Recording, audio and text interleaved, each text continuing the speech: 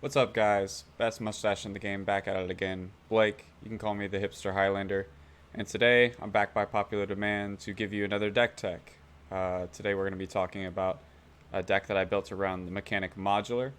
And we're going to be using Marath Will of the Wild as our commander. If you haven't already subscribed, do that. Like, comment, all the normal algorithm stuff. I'm just going to get into it. So, first of all, what's Modular?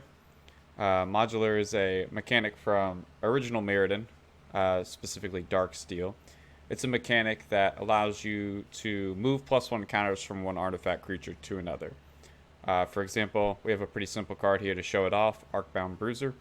It's a 5-mana artifact creature. It has modular 3. It's a 0/0. And it comes into play with 3 +1/+1 counters on it.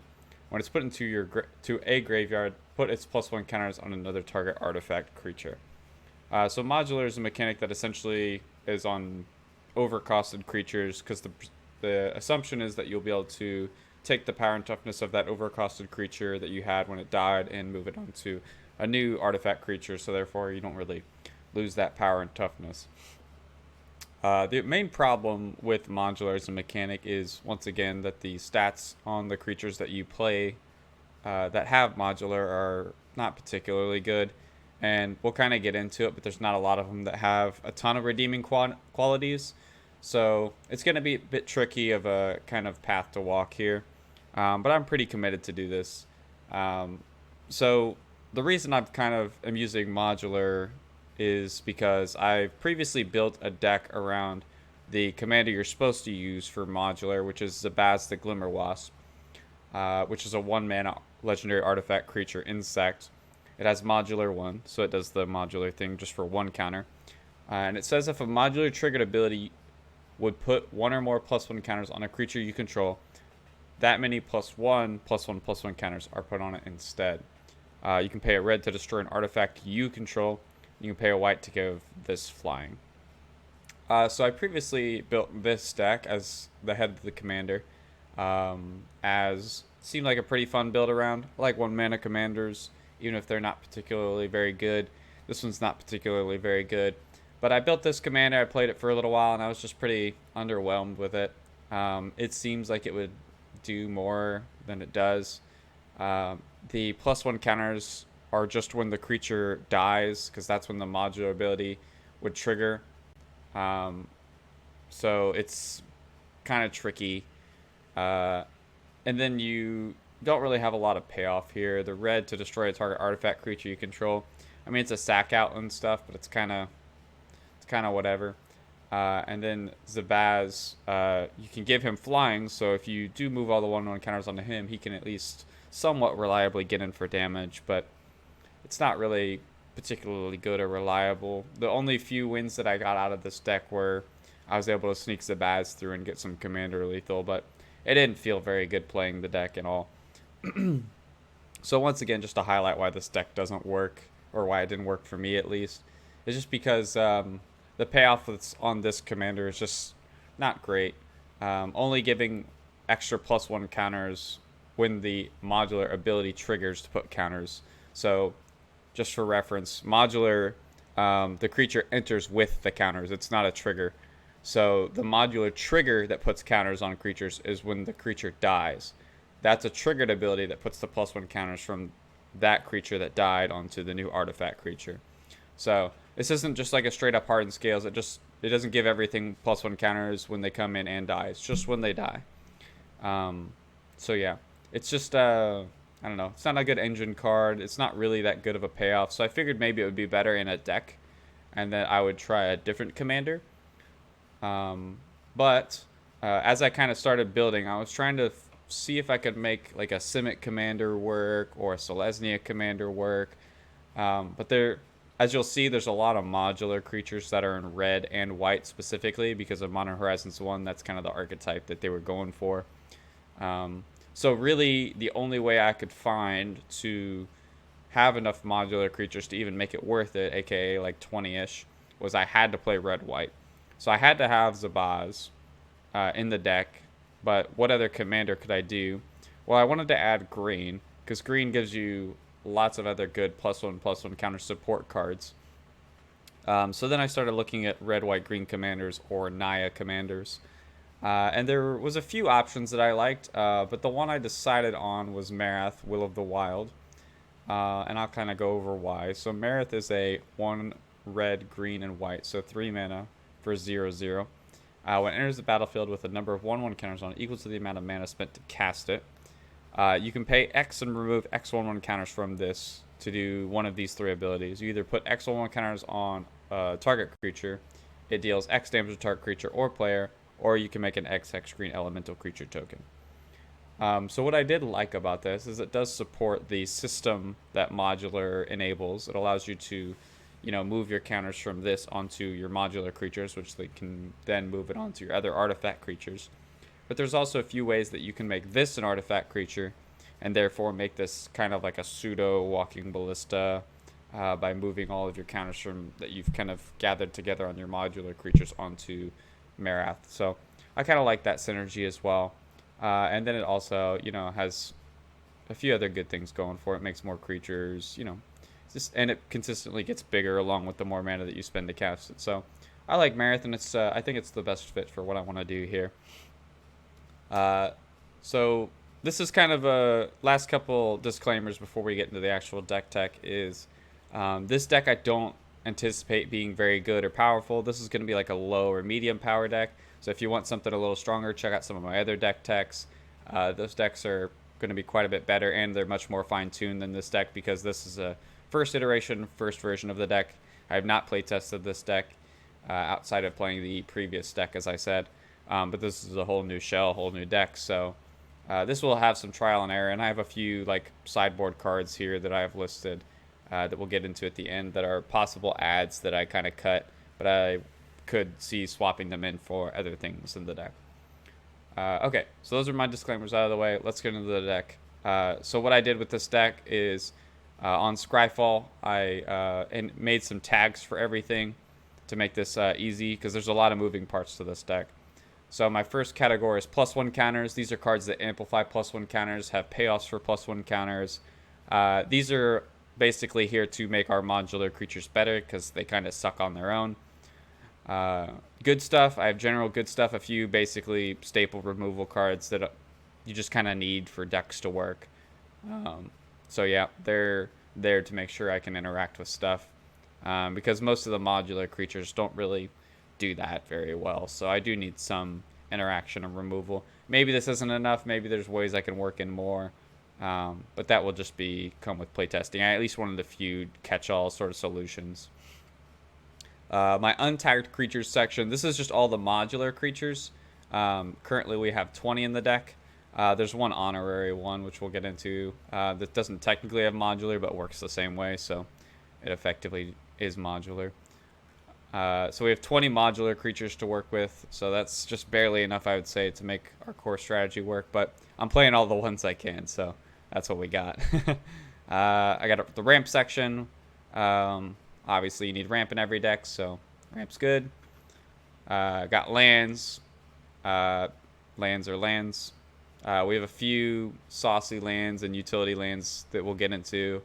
But yep, we got lands. And then value. This is just generic recursion / value card draw. Things that you need in every deck that also synergize with our plan.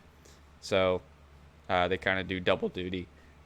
So these are just to help smooth our games out and make sure our deck's a little bit more reliable. So yeah, value right here. And then lastly, like I said, the sideboard. I have about 10 cards that I'm interested in potentially swapping in and trying depending on what I find that the deck is lacking. So, okay. So let's start off with the modular creatures and go through them since they're kind of the core of our deck and the reason we're making our deck. A lot of these are just kind of generic idiots with the modular ability, like the Arcbound Bruiser that I referenced earlier. So once again, modular, the number on the modular will be its power and toughness. So this one's modular 3, so this will enter with 3 1/1 counters, and when it dies, it moves them onto a new artifact creature. That's what modular does. So I'm not going to keep going over that. But yeah, just for reference, this is Arcbound Bruiser. It's a 5-mana 3/3. Obviously, it's pretty terrible. Arcbound Crusher, 4-mana 1/1 with trample. But whenever another artifact comes into play, not just yours, your opponent's, this gets a +1 counter. This thing gets huge very quickly, and it can become a pretty reliable source of damage from what I found in my Zabaz deck. So don't sleep on this card. Arcbound Fiend, it's a 6-mana 3/3 with Fear. At the beginning of your upkeep, you may move a 1/1 counter from target creature onto this. Kind of cool. You can move some of the +1 counters off of your non-artifact creatures onto your artifact creatures and get them in the modular system with this card.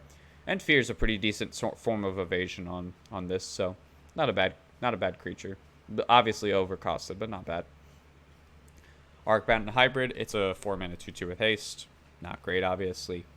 Arcbound Javelineer, 1 mana for a 0/1. Fun fact, this is the only modular creature that has a toughness above 0, naturally.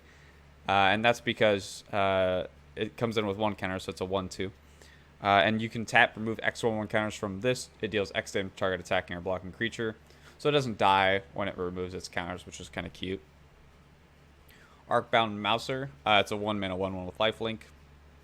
Not great, obviously. Arcbound Overseer, it's an 8-mana 6/6. At the beginning of your upkeep, put a 1/1 counter on each creature with modular you control. Wow, we actually have a modular payoff. It's not a very good one. It's like 1,000,000 mana, but ideally we can cheat this into play somehow or whatever. But yeah, it's another modular creature. Not the worst. Arcbound Prototype, it's a 2-mana 2/2. Sick. Arcbound Ravager. This is the best one of all of them. If you've played other formats outside of Commander, you know this. It's a 2-mana 1/1, but you can sack an artifact to put a 1/1 counter on Arcbound Ravager. So what's sweet about this is you can sack your other modular creatures to move the counters onto this, and then this will also get another counter. And then if you get a situation where you want to grow 1 giant creature, you can stack all your other modular creatures to this and then sack itself to its ability. And then all the counters move to whatever you need to. So great sack outlet. We need those to help make sure we can reliably get our artifacts to go into our graveyard and not get exiled. So yeah, Ravager's probably the best modular creature without a doubt. Arcbound Reclaimer is a 4-mana 2/2. You can remove a 1/1 counter from this to put target artifact card from your graveyard on top of your library. Pretty decent little recursion here. This one has been a good performer in the modular deck that I tried. So this one, don't sleep on it. It's pretty nice. Arcbound Shikari. It's 3 mana for a 2/2 with First Strike. When it enters the battlefield, put a 1/1 counter on each other artifact creature you control. That's pretty nice. We do like that. This one's definitely one of the better ones. Arcbound Slasher, 5 mana 4/4 with Riot, so it can enter as a 5/5 or 4/4 with haste. Arcbound Slith, 2 mana 1/1. When it deals combat damage to a player, you put a 1/1 counter on it. This one's not very good because you have to hit a player. If you play this on turn 2, you might be able to get another counter on it, and then you got a 2 mana 2/2. Obviously not that great. But it's a modular creature, so we'd take what we can get. Arcbound Stinger, 2 mana 1/1 with flying. Not too shabby. Arcbound Tracker, 3 mana 2/2 with Menace. Whenever you cast a spell other than your first spell each turn, put a 1/1 counter on Arcbound Tracker. Pretty nice. Gets bigger, and it has Menace. Arcbound Whelp, 4 mana 2/2 flying, and it has Fire Breathing, which means you can pay a red, and it gets +1/+0 until end of turn. Not awful. It's got flying. You can move your other modular creatures counters onto this one, and then it can chip in for some good damage. Arcbound Worker, it's a 1 mana 1/1. It's actually a pretty good role player. Don't sleep on it. Iron Apprentice, this is basically another Arcbound Worker. When it enters the battlefield, you put a 1/1 counter on it. When it dies, if it had counters on it, put those counters on another target creature. So it's got pseudo-modular. It's basically another Arcbound Worker. Scrapyard Recombiner, 3 mana 2/2. Sacrifice an artifact, search your library for a construct card, reveal it, put it in your hand, then shuffle your library.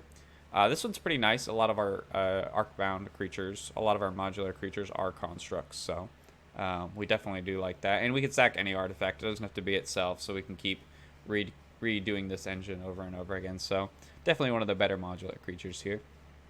And then Zabaz, we talked about him at the beginning. I think he'll be a good role player in the deck, and we'll always be happy to draw him.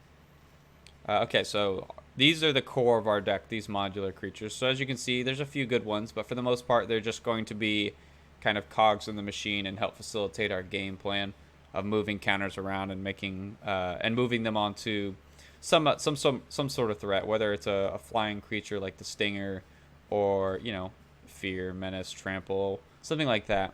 But we have a few other things that we'd like to move +1 counters onto, and we'll get into those next in our +1 counters section. So these are cards that we either want to move the counters onto or give us more counters. These are basically just payoffs for our modular creatures. So we'll start off with Animation Module. So 1 mana artifact. Whenever 1 or more +1 counters are placed onto a permanent you control, you may pay 1 generic mana. If you do, create a 1/1 colorless servo artifact creature token. Pay 3 tap, choose a counter on target permanent or player, give that permanent player another counter of that kind.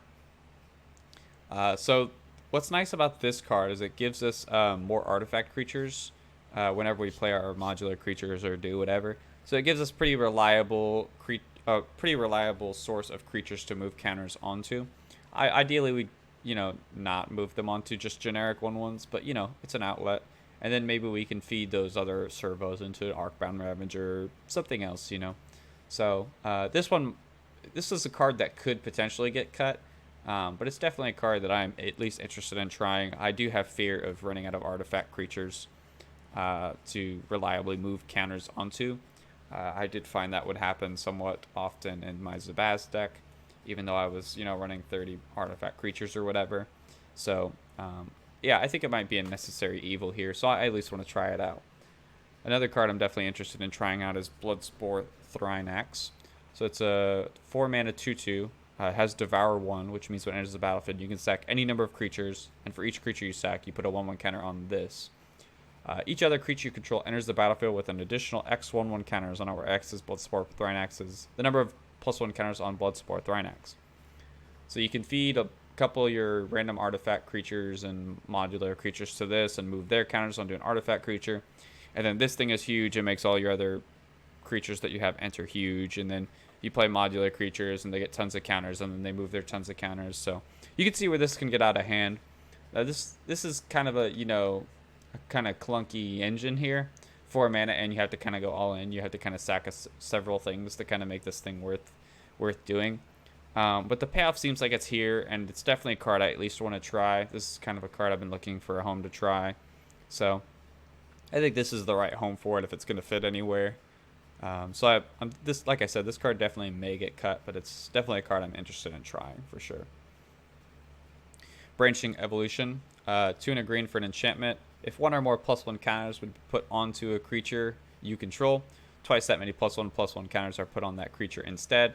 So obviously this is one of the better payoffs for +1 counters in our deck.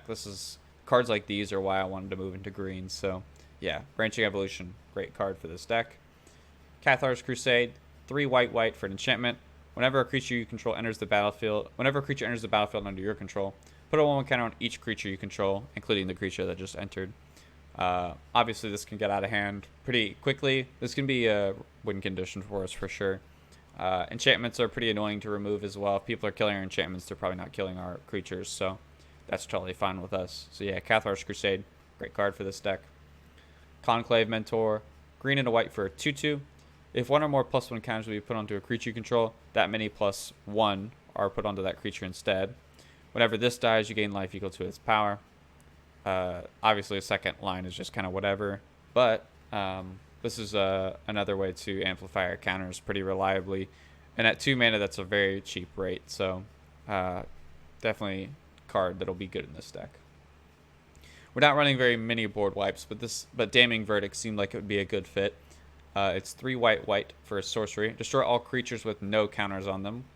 Obviously, almost all of our creatures are going to have counters on them all the time, so it's generally going to be a one-sided board wipe. Every once in a while, we might not catch one of our opponent's creatures that we want to kill because it might have some random counter on it, but if we're going to run a board wipe, this one seems like a pretty good one to try out.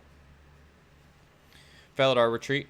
Staple of my white decks. 3 and a white for an enchantment. Landfall. Whenever land enters the battlefield under your control, choose one. You make a 2/2 cat beast, or you put a 1/1 counter on each creature you control. Those creatures gain vigilance till end of turn.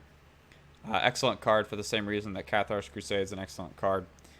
This one can also give us creatures if we got nothing to do. Notably, they're not artifact creatures or anything like that. So, they're not the best creatures, but we'll take them if we don't have a board. They're still good to have. And we are running some fetch lands and stuff to trigger this more than once. And some of our ramp is land ramp, so we have ways to trigger this more than once a turn as well. Hangerback Walker. This is a great one to move our 1/1 counters onto. It's an XX for an artifact creature construct. It's a 0/0. It enters the battlefield with X1/1 counters on it. So if you pay 2 minutes a 1/1, you pay 4 minutes a 2/2. When it dies, you put a 1/1 colorless Thopter artifact creature token with flying onto the battlefield for each 1/1 counter on this. And then you can pay 1 and tap to put a 1 counter on Hangerback Walker. So we can just get an absolute giant army of Thopters if we start moving our modular creatures counters onto this. And then if we have something out like Cathar's Crusade or whatever, whenever we make that army of Thopters, they're all going to be giant. So Hangerback Walker can definitely be a pretty sweet win condition for us. As well as it just gives us a lot of good creatures to move modular counters onto if this dies, and we got a couple Thopters lying around. Those are pretty solid creatures to move modular counters onto. So yeah, Hangerback Walker is going to be one of the better cards on our deck for sure. Speaking of which, we got Hardened Scales, which is a 1-mana enchantment. If 1 or more +1 counters will be put onto a creature you control, put that many +1 instead. So for the same reason that Conclave Mentor is good, this is good. It's also an enchantment for only 1 mana, so super reliable way to amplify our counters. One of the better cards in the deck for sure. Very similarly, we got Lizelle, Valkith's Champion. It's 2 and a white for a Gith Warrior, 3/3. If you would put 1 or more counters on a creature or planeswalker you control, or on yourself, you put that many +1. So same reason that Hardened Scales and all the other ones are good. Liquid Metal Coating.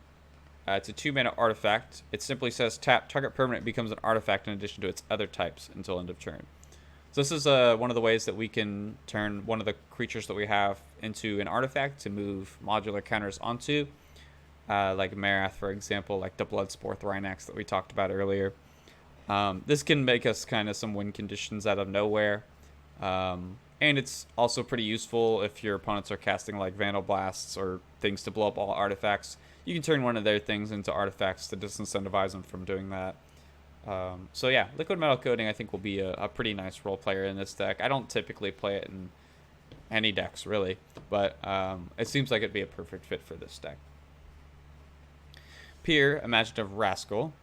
It's a 3-mana 1/1. If 1 or more counters will be put onto a permanent your team controls, just you basically, that many +1 of each of those kinds of counters are put onto that permanent instead. So it's just another Hardened Scales. Good card. Sigarda Summons. White 4. Enchantment. Creatures you control with +1 counters on them have base power and toughness 4/4. Have flying and are angels in addition to their other types. So this is definitely a pretty sweet win condition for us. I definitely won a few games. The few games that I won with my Zabaz deck, this was definitely part of it.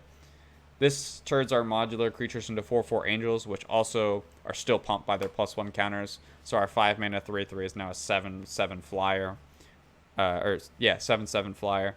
So that's pretty sweet. And you can kind of come out of nowhere with this card. What I would recommend is make sure you have a board built already and then play this card and then swing for a ton of damage. Don't just play this card out there willy-nilly because it's a 6-mana do-nothing enchantment. So yeah, definitely do the setup first before you play this card. Don't just run it out there. But this is definitely can definitely end some games for sure. Steel Overseer, 2-mana artifact creature, 1/1. Tap, put a 1/1 counter on each artifact creature you control. So it grows all of our modular creatures. It'll trigger our Hardened Scales and all the amplifying +1 counters effects again. Yeah, Steel Overseer is excellent for this deck. Stone Coil Serpent, X-mana artifact creature snake. It's got reach, trample, and protection from multicolored. It enters the battlefield with X1/1 counters on it. It's a 0/0. So this card I think might just be a necessary evil. It can be a win condition since it has trample and it's hard to block because it has protection from multicolored. But I'm more interested in this card being a kind of a defensive option. Reach is pretty important for our deck. I don't have a lot of ways to fight against flyers in this deck.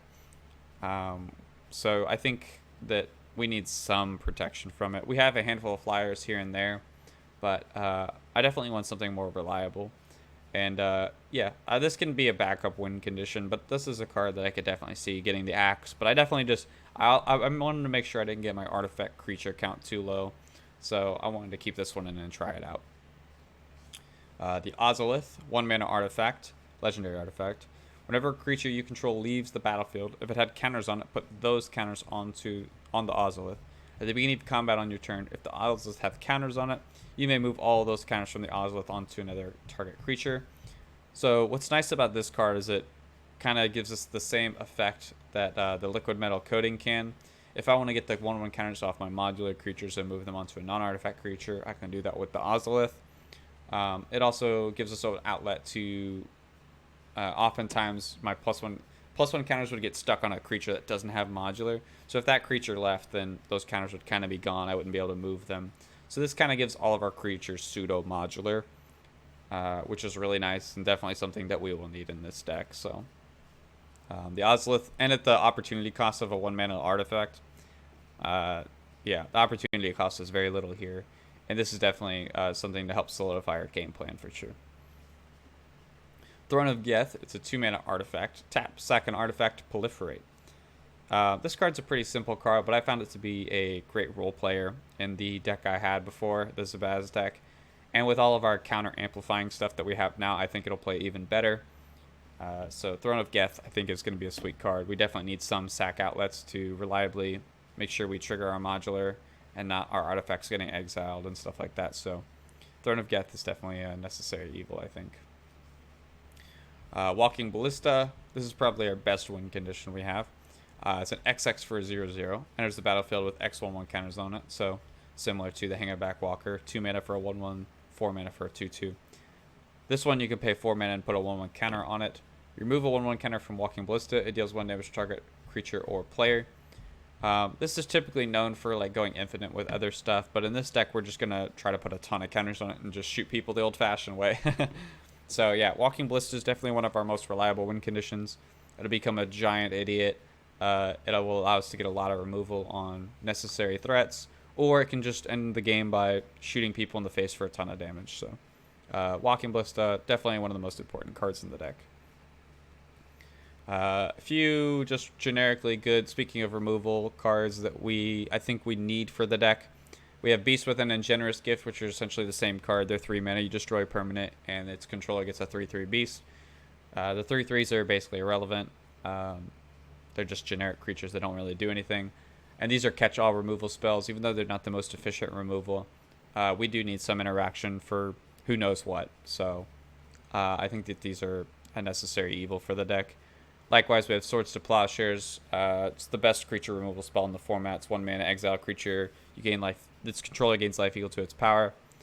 The best creature interaction in the format. Super cheap. And then lastly, we have another board wipe, Blasphemous Act. Deals 13 damage to each creature. It's almost always going to cost 1 red. So this is the other board wipe that I'm interested in playing for this deck, just because it's so cheap and efficient.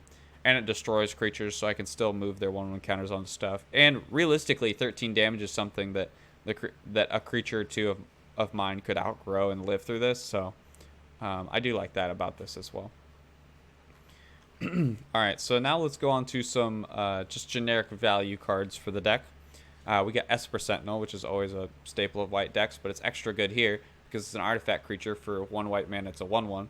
Whenever an opponent casts their first non-creature spell each turn, draw a card unless that player pays X, where X is Esper Sentinel's power. So the thing about Esper Sentinel is if it's just a 1/1, which it is most of the time, people are annoyed to pay it, but they'll still probably pay it most of the time. But as soon as it grows anything above that, then people aren't going to pay. And with Modular, we can very reliably grow this thing above 1 power. So this is actually going to be a pretty reliable card draw source for us. Goblin Engineer. 1 and a red for a Goblin Artificer. It's a 1/2.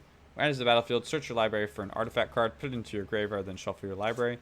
You can pay a red and tap and sack an artifact to return an artifact card with converted mana cost 3 or less from your graveyard to the battlefield. So this can reliably get us whatever we need. We got plenty of awesome targets. We got modular creatures. We got liquid metal torque and liquid metal coating. We also have the Ozolith if we need, a backup modular source. Goblin Engineer, just always good role player. If we need ramp, we can get Soul Ring, that sort of stuff. Likewise, we got Goblin Welder. It's a 1 mana 1/1. It does the same thing as the Engineer. You can tap, sack an artifact, and then bring 1 back from your graveyard. You can also do it to an opponent. So if an opponent's got a problematic artifact and they have another one in their graveyard, you can swap them. So yeah, Good recursion, good value source, allows us to cycle through our modular creatures or whatever else we need. Lion Sash, 1 mana and a white for a 1/1, so 2 mana for an equipment artifact creature cat. Pay 1, exile target artifact creature from exile target card from a graveyard. Sorry, if it was a permanent card, you put a 1/1 counter on this. Equipped creature gets +1/+1 for each +1 counter on Lion Sash, and you can equip this creature to another creature by paying 2 mana for its reconfigured cost. Lion Sash is great interaction. It's extra good here. You can move the 1/1 counters from your modular creatures onto this, and then equip this to anything, and then your creatures that you equip it to is going to get buffed by the modular counters that you put on this plus whatever else.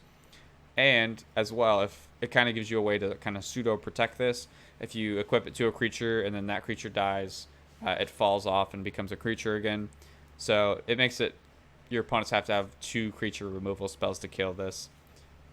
If they just have an artifact removal, obviously they can still hit this. But either way, Lion Sash, great role player, great card for this deck. Mindless Automation. Yeah, I said that right. No, it's Automaton. Whatever it is. It's a 4 mana artifact creature construct. Enters the battlefield with 2 +1 counters on it. So it's a 4 mana 2/2. You pay 1, discard a card, put a 1/1 counter on Mindless Automaton. Remove 2 +1/+1 counters from Mindless Automaton, draw a card.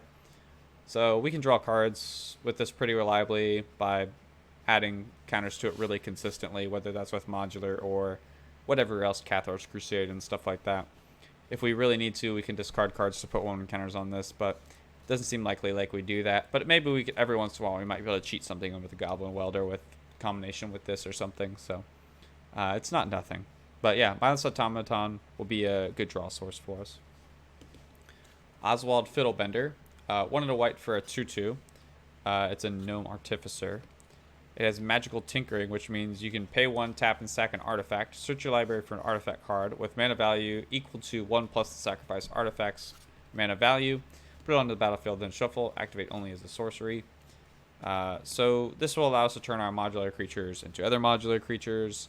It'll allow us to go get utility cards that we need, such as the liquid metal coating. If we have like a random Thopter Servo lying around, we can turn that into the Ozolith.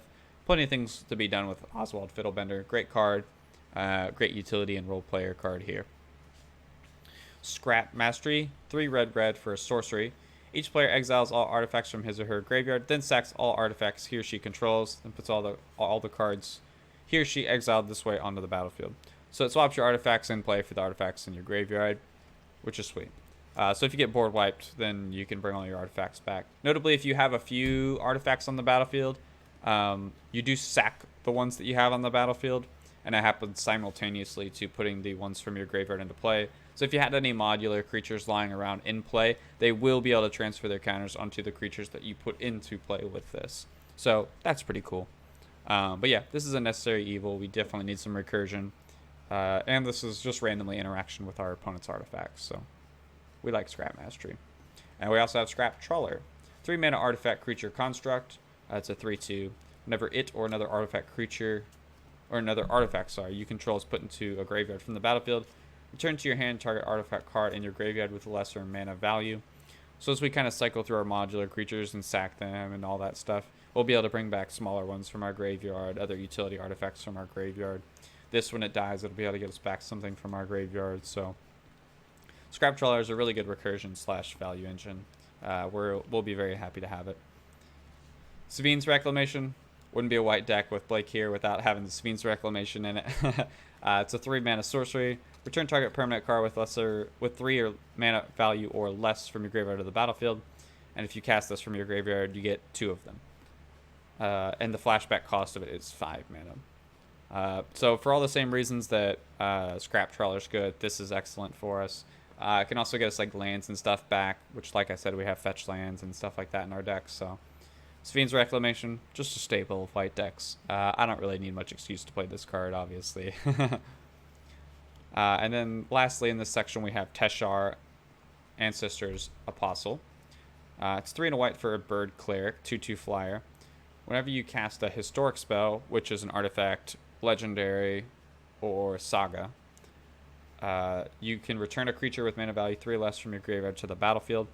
Most of our deck are artifacts, and the ones that aren't, most of them are legendaries. So almost anything we cast will be able to get back a creature with mana value 3 or less, which are usually, modular creatures or cards that amplify +1 counters, that sort of stuff. So, yeah, Teshar is going to be great. It's going to be a great value engine and recursion source for us. And, yeah, then lastly, let's just get down to a few ramp cards. Nothing too fancy here. We have Arcane Signet. It's a staple of Commander now. It's a 2-mana artifact. You can tap it for any color, basically. It's great. Ashnod's Altar, 3-mana artifact. You can sack a creature to add 2 colorless mana to your mana pool. So it's a good sack outlet for us. A lot of our creatures are colorless, so we won't have a hard time spending this colorless mana. Yep, Ashnod's Altar is great. Farseek, it's a sorcery for 1 and a green. Switch library for a plains, island, swamp, or mountain. Put it on the battlefield tapped, then shuffle. So it's just 2-mana ramp. We have a lot of dual lands and the triome and stuff like that, so this can get us basically any color we want. Foundry Inspector, it's a 3-mana artifact creature construct. Artifact spells you cast cost 1 less to cast, and it's a 3/2. And then we also next have Joyous Familiar, which is essentially the same thing. It's a 4-mana flyer, 4-mana 2/2 flyer. Historic spells you cast cost 1 less to cast, so these two in combination, part of the reason I'm running them here is obviously a lot of our spells are artifacts and or historic.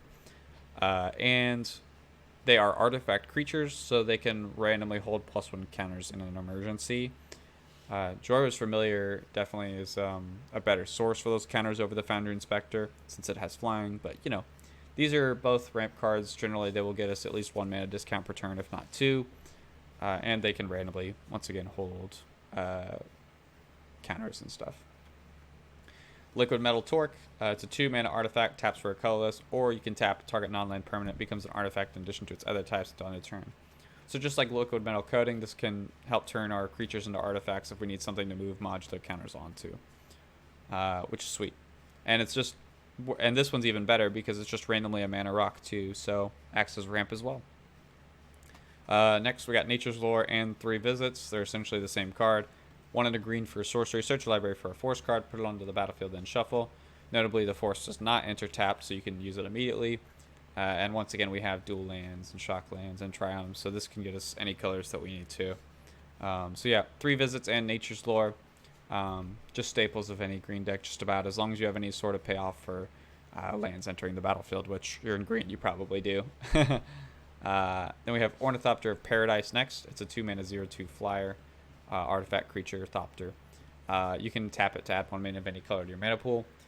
So once again, we want as much ramp in the form of artifacts as we can get, especially ones that don't mind having +1 counters on them. This one is flying, so we can definitely put counters on this. That's no problem. Ideally we wouldn't, but we definitely can in an emergency. Yep, great ramp source for us. We have a little bit more of a spicy one here. Rishkar Pima Renegade. It's 2 and a green for a 2/2 Elf Druid. When it enters the battlefield, you put a 1/1 counter on each of up to 2 target creatures. Each creature you control with a counter on it has tap at a green mana. So all of our modular creatures can randomly turn into mana dorks here, which is pretty sweet. And it even gives us the extra payoff of adding a few more +1 counters to our +1 counters engine. So yeah, Rishkar is going to be, I think, a really good role player for this deck. And lastly, it wouldn't be a commander deck without Soul Ring. It's 1-mana artifact, taps for 2. It's broken. Just put it in every deck. Yep, that's kind of the core of the deck. Lastly, let's go through some lands. The fixing lands, I'm just going to kind of skim over and kind of not really talk a whole lot about them. If you watch my best fixing lands in the format, then you'll know basically the suite that I'm running here, but I'll run through them real quick. Arid Mesa, Fetch Land, Battlefield Forge, Pain Land, Bountiful Promenade, it's Battlebond Land, Brush Land, it's another Pain Land. We'll skip the utility lands, I'll come back to them in a minute. Clifftop Retreat, Command Tower, Exotic Orchard, Gavin Township is another utility land. Once again, we'll go over that in a minute. Jetmir's Garden, it's a triome, you can cycle it. Carplusian Forest, this is another Pain Land. Overgrown Farmland, it's a slow land. We got the duels, we got Plateau in here. Power Depot, this one I'll read through. It is a fixing land, but it randomly has a modular. It's an artifact land, enters the battlefield tapped. You can tap to add a colorless mana, or you can tap to add 1 mana of any color. You can only spend that mana to cast artifact spells or activate abilities of artifacts, and it has modular 1. So this card we can randomly sack here or there to move a counter onto a creature if we need to. Also, it does fix for our colored artifacts, which we do have a decent number of in here, so the inclusion cost of this card is pretty low. I don't have very many tap lands in this deck, so I only have like 3, maybe 4. So, yep, Power Depot, good card for this deck, I think. Rockfall Vale, another slow land, Rootbound Crag, Sacred Foundry, Spectator Seating, Spire Garden, Spire of Industry, Stomping Grounds, Sun Petal Grove, Temple Garden, Windswept Heath, Wooded Foothills, and Yavimaya Cradle of Growth. I'll add a quick note here with Yavimaya Cradle of Growth and Urborg as a side kind of card here. If you're playing green or black, you should probably just put this in your deck because it'll just permanently fix you for green or black. There's almost no downside to playing them over just the basic variant unless you just need more basics in your deck. But even then, I would probably cut a different land over these because they just fix you for that color so well. So yeah, Yavamaya's in this deck because we're playing green. And then basics, I have 2 forests, 3 plains, and a mountain. There's a few cards on the sideboard that care about basics, so if you were to run them, then I would recommend cutting a few of these dual lands and running basic lands in their place. And then lastly, let's go over the utility lands. So Buried Ruin, it's a land, taps for a colorless. Pay 2, tap, and sack the Buried Ruin. You return an artifact from your graveyard to your hand. Good recursion. I've always been impressed with this card in any artifact deck I play, as long as I have a few utility land slots and my fixing's good enough, like I'm not in like 5 colors or whatever, then I'll try to get Buried Ruin in my deck for sure. So yep, Buried Ruin fits in this deck. I have my utility land slot low enough where I feel comfortable running it. Next up, Gavin Township. Taps for a colorless mana, or you can pay 2 green and a white and tap to put a 1/1 counter on each creature you control. Good little mana sink if we need something to do or we need to pump our board at instant speed. So I've always been impressed with Gavin Township and +1 counter decks. Inkmoth Nexus. This is kind of a sneaky win condition that we have. It taps for 1 colorless mana. You can pay 1. Inkmoth Nexus becomes a 1/1 Blinkmoth artifact creature with flying and infect until end of turn. It's still a land. So we can move all of our counters onto, or just enough to kill somebody, onto the Inkmoth Nexus and kind of get a sneak kill on somebody if we need to.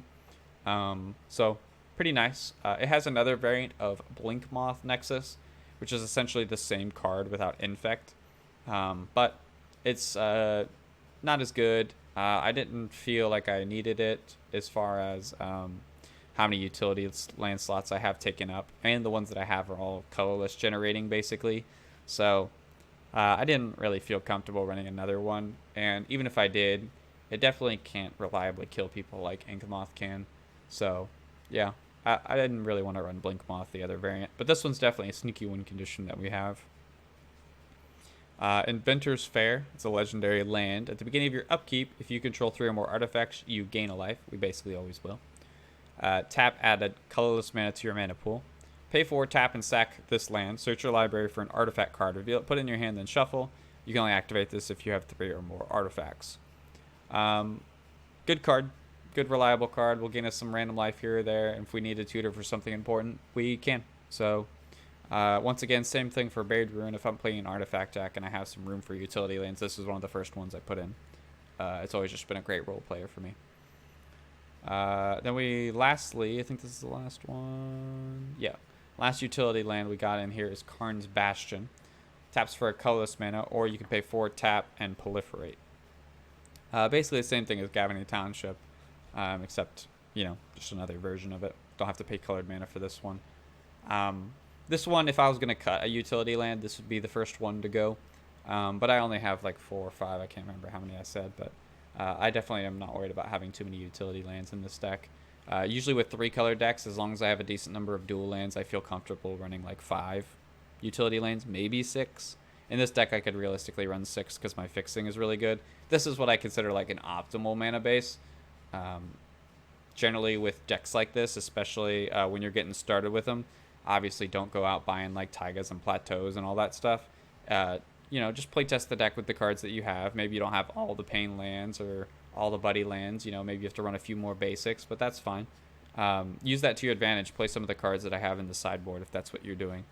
But yeah, this is usually when I build decks for the first time, I make the optimal mana base, or what I would consider. So that way I can, at least get an idea of making sure that the deck works and stuff. Or at least give you an idea of what I think that you should run if you had it. So yeah, that's the core of the deck. Like I said, I don't anticipate this deck being very good, but I am definitely going to have a lot of fun with this deck playing it. Definitely a very unique strategy. You get to cycle through your graveyard a lot and keep bringing things back and putting counters all over the place and moving them around. And, you get to have a lot of game actions, a lot of fun times, I think. But yeah, lastly, let's go through the sideboard here. These are a few a little bit more narrow cards that maybe I could see running over something else I have, or maybe you have a more expensive card that I have in the deck and you want to try one of these cards that you already have instead. This one's a cute one. This first one's Astronaut's Transmogrant. This is probably a card not many people know exists. It's a 1-mana artifact. You tap and sack this to put a 1/1 counter on target non-artifact creature, and that creature becomes an artifact creature. It still has its color. Notably, that does not say end of turn, so the creature that you use this on just permanently becomes an artifact creature, which is kind of sweet. If I found that Liquid Metal Torque and Liquid Metal Coating were like super, super good in this deck, and they were like, the best cards in my deck, and I always wanted to draw them, then I could see putting this in the deck maybe, and trying it out. So yeah, definitely this card's cool. It's a bulk card. It's 18 cents. So if you got one lying around, which you probably don't because nobody knows this card exists basically, then try it out. Maybe you got another deck for it or something too. This card's pretty cute. Next up, Doretti Scrap Savant. It's 3 in a red for a Planeswalker. +2, discard up to 2 cards, then draw that many cards. -2, sacrifice an artifact. If you do, return an artifact from your graveyard to the battlefield. -10, you get some emblem that does things. So the nice thing about this card is, obviously it works like Goblin Engineer and Welder, allows us to cycle through our artifacts in our graveyard. This one, like Goblin Welder, doesn't care about the mana cost, so if we had some giant artifact in the graveyard, which we don't have a lot of, but, if we did, then we could bring it back. The +2 to discard 2 and then draw 2, kind of like a optional rummage. It's pretty nice, but I think this card's a little too inefficient for the deck. And once again, with Doretti, if you're playing it, you really want to be cheating in big artifacts and not just bringing back garbage modular creatures. But I could see adding this card if you wanted more recursion or something. But for me, I'd rather play like Sabine's Reclamation or something else, Next up, we have Gold Mirror, and this kind of stands for all the colored mirror, so Gold Mirror, Copper Mirror, and Lended Mirror. They're 2-mana artifact creature mirrors. They're 1/1s, and they tap for one of the color that they represent. So Gold Mirror taps for white, Lended taps for black, Copper taps for a green. These I had in the deck originally, but I cut them. They're not really that good, but I was considering putting them in the deck because they're artifact creatures that ramp, so they kind of fall under our kind of umbrella of what we want to do.